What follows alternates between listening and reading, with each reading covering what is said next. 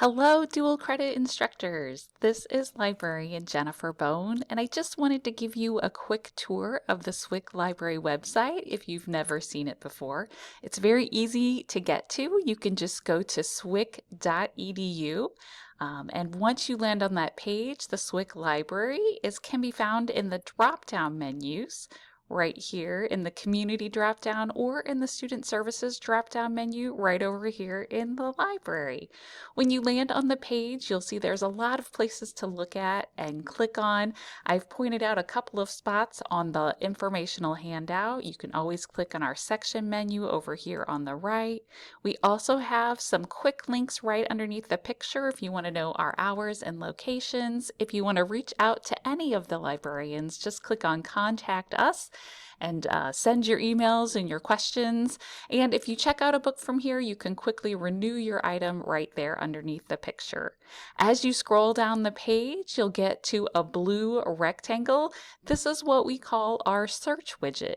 Now, your dual credit students will have access to these resources anywhere they're located, whether they use their phone or their laptops, and I think probably on your high school campus as long as the firewall doesn't get in the way, but they should be able to log in using their eStorm username and password to get past that. So it's going to be their student ID number and the password that they would use.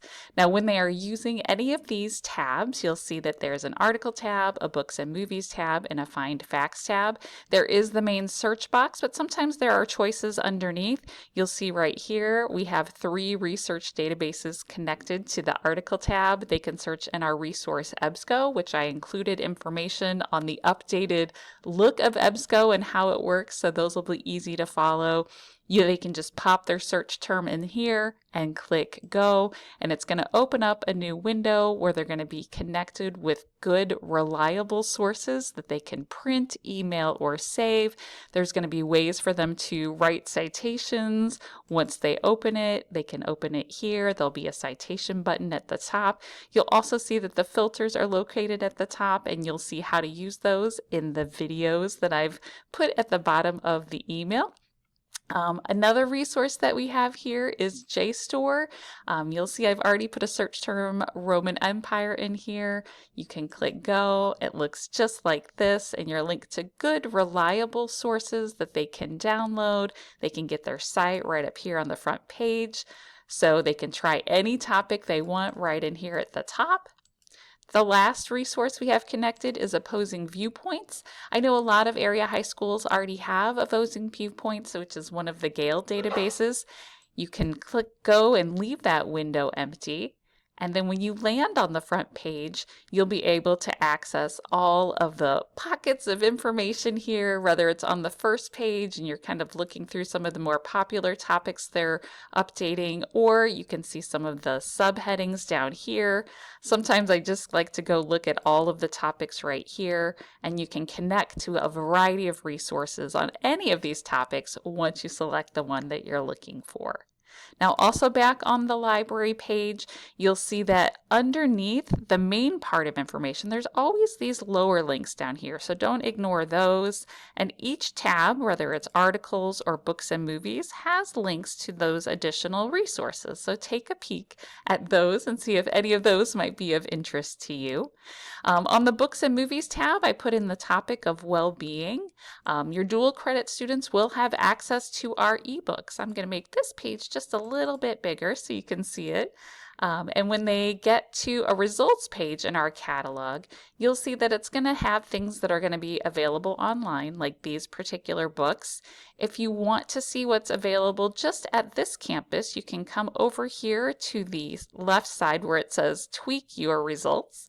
And just by quickly saying select my campus, you'll be able to see books that we have located on our campus, and it'll tell you the year that they've been written. Any of these they can make a request on, and they'll be waiting at the front desk, or they can come check them out at the library for free with their SWIC student ID card. Now, if I remove this Belleville campus library restriction on the left, and I just want to find maybe some online books, I can come over here in availability and look at online and click on that, and then I can also get down and look at ones that it looks like it's taken a moment to find our online books here, but you can set additional limits, and I can say I only want ones that are the source type book. I don't want to look at government documents. So I can click on that, and then I'll be able to get all of the online books that are available, and I can just click on available online. Now, also on our webpage, we have the Find Facts tab. That will allow you to look up facts on anything. I put in beekeeping. Once I land on the page, it's going to actually prompt me to sign in. And this is what your dual credit students and yourself will run into. It's trying to authenticate that you are a person who's either enrolled or employed by SWIC. So you as the instructor would put in your employee username. Your students would put in their student ID number. This is their eStorm information. I'm going to put in my password here.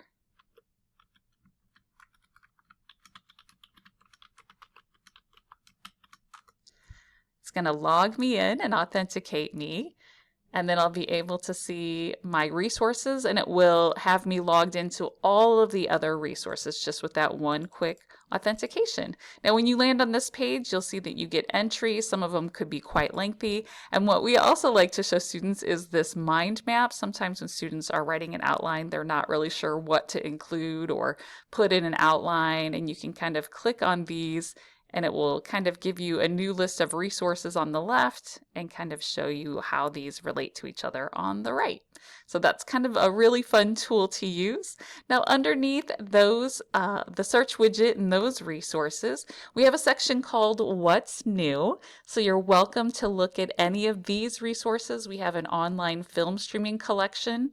All of these movies are included in our book catalog, book and movie catalog, but sometimes it's fun just to search from here, and there is an app that you can download.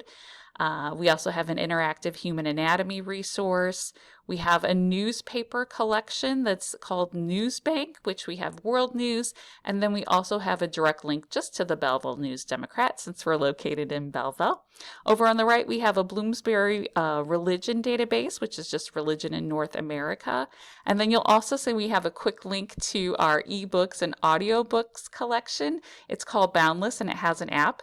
These books are also in our Books and Movies tab in the search widget, but sometimes it's just fun to kind of click on it and you can shop for books right here on the front page in all different types of formats, whether you're looking for an ebook or for audiobooks. So if you are a person who lives in one of the public library areas that doesn't have a public library like Swansea or Shiloh, this could be a way that you could get access to books like that. Now, also on our webpage, if you scroll down, we have a self-managed online book club. You'll see that we have the fall 2025 selections listed. You can click on the button for more information. You don't have to log in to get access. And what was put together by our amazing librarian, Samantha Rogers, is the book title, and then all of these different tabs on how to get a copy, discussion questions about the author, questions and answers with the author, and additional tabs that has really great information for each of the 3 books that were selected for the fall semester. If you go back to the front page underneath that, you'll see some of our course guides that we have put together and our heritage guide. So we celebrate our national heritage guides here. So if you wanted to learn more about any of these cultures or populations, you can click on these. Hispanic Heritage Month will be coming up in September. You'll see that we have information on the front page and resources, and then the menu on the left will give you more information about books we have in our library that support these different areas that are related to whatever month we're celebrating. So that's a fun space to visit. Sometimes we have course guides that support specific classes, and we have instructors who have asked us to put some resources together. And we also have some topic guides that are a little bit different that might support leadership or well-being or things of that nature. So know that you can come in here at any time and explore our webpage. If you have questions, please don't hesitate to call or reach out. As a reminder, on the information sheet, you'll see our contact information, but there's also this wonderful Contact Us link right here on the front page. That's for you to reach out and ask us questions. Your students are welcome to reach out and ask us questions. Our library facilities are open to the community. At each campus, we have a campus library, and anyone from the community can come in. To check out books, you have to have a card. So you can either have your student ID card, but if you're over 18, you can get a community card for $25. So just know we'd love to meet you. We'd love to support you. And we're excited to be on your radar. Wishing you a great school year. Bye-bye.